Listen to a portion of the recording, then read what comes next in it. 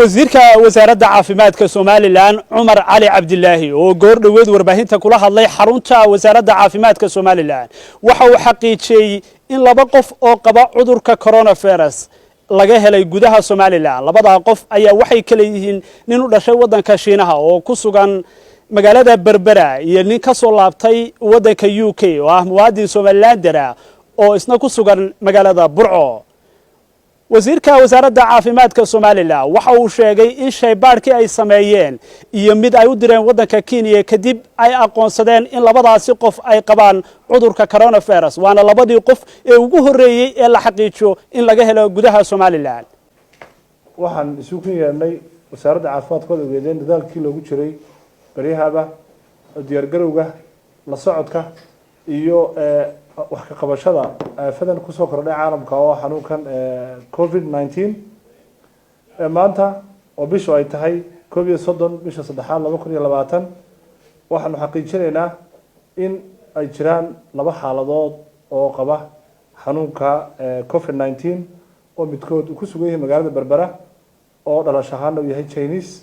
kalabaadna uu ku sugan yahay magaalada Burco oo ah qof Somalilander oo haysta dhalashada dalka Ingiriiska labadan xaaladood ama labadan bukaan waxaanu arrinkooda ogaanay 26 bisha kadib waxaanu sameynay maalintii Jimcihii oo bishu ahayd 27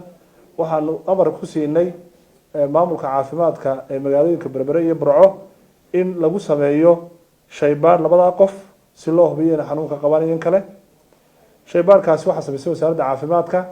natiijadii soo baxday markaa waxa noqotay in xanuunkaasi ay qabaan uu jiro laakiin si aan u xaqiijino ama aan u hubsano waxaanu u dirnay dhiigoodii mar labaad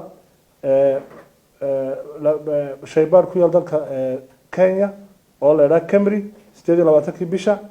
oo WHO ay aqoonsan tahay kadib markii baaritaano dheeraad lagu sameeyay waxa xalayto la soo gaaray in la soo xaqiijiyay oo ay iswaafaqeen baaritaankii nagu aan sameynay iyo baaritaankii uu sameeyay shaybaarka ku yaal dalka Kenya labada qofna yihiin laba xaaladood oo xanuunka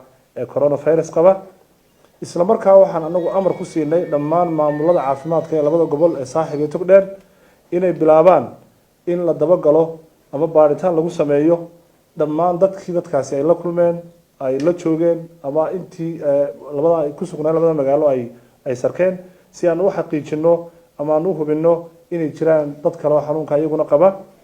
waxa kale oo idin sheegayna inaanu baaritaanada wixii ka soo baxana aanu idin soo wadaagi doono